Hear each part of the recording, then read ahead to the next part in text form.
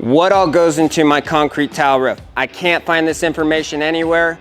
Well, stay tuned. We're gonna go through all the parts and pieces that go into your concrete tile roof. We're gonna look at some profiles of tile, some of the features, some of the unique things about a concrete tile roof to help educate you before your roof replacement.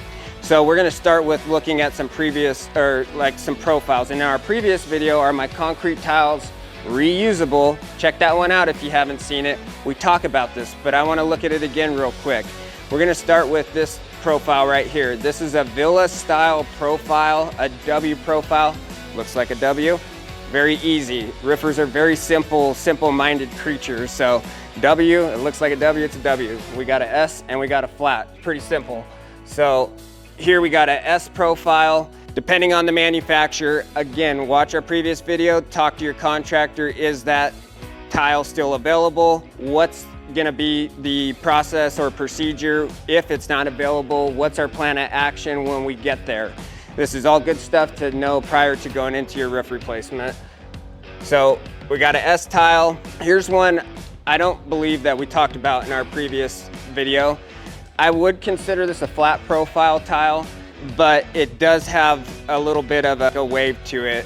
And this is what we call a Homestead tile. And if you have this particular tile on your roof, I would definitely be talking to your contractor about a plan of action when you guys remove the tile and replacing the broken tile. These are very prone to breakage. We've had roofs, we've removed almost the entire roof and broken 30 to 40% of the tiles on the roof. They become very brittle over time, and it can be very difficult to remove those in the replacement process without breaking them. So some of the other concrete tile profiles, if we're talking about rake tiles or ridge tiles, here this would be for a flat profile tile that's just a 90-degree trim tile, easy. And then typically for your villas or your S tiles, you're gonna have some sort of a barrel style hip or ridge tile. So let's go through some of our other features and things that you need to be aware of prior to going into your roof replacement. So here we have a eave, we have our drip edge, we have our bird stop.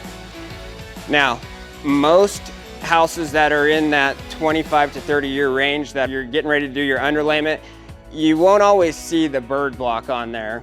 Bird stop, whatever you refer to it as, but it's basically a tile riser that encloses the end, has little weep holes here for water to drain out of if water gets back behind there, but a lot of the older homes don't have that. So when guys are going to do replacements, they're gonna wanna install it. You're gonna wanna install that. It's pretty normal practice now. They're probably gonna repaint their drip edge. So when guys are doing a replacement, they're typically gonna replace your drip edge, and then if you don't have it, they're gonna add a bird block on there for you. Now there's some different styles of tile riser that we would see in the past. And here's an excellent example of that. So you see we have our tile sitting here. Well, back 25, 30 years ago when a lot of these installs started, it wasn't code to have drip edge. Bird stop or bird block wasn't even a thought at that time. So what they did was on your fascia board, here's your fascia board, you'll have a trim piece. And what they would do with that trim piece is they would hold it up about an inch or so, inch to inch and a half. So that bottom course of tiles planes in.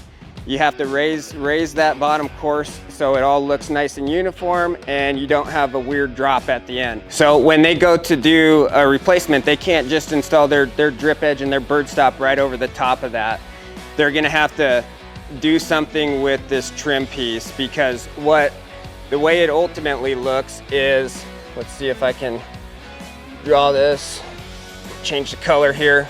So looking at it from the side, you would have your fascias right here, and then this trim piece right here, they hold it up like that so that tile can sit on top of it like that. So when they go to replace this or replace your underlayment, and they're gonna install drip edge and bird stop, this piece is gonna have to come down. And this is something a lot of people don't think about, but it is gonna maybe make some paint look weird. It might peel some paint. You know, that board's gotta come off of there. If you have 3 or 4 layers of paint on there from over the years and they strip that off, it could damage some paint, something to be aware of, but something I would certainly ask my contractor about, because if they're gonna install over the top of that, it's gonna cause some real issues with the appearance and how those tiles playing together.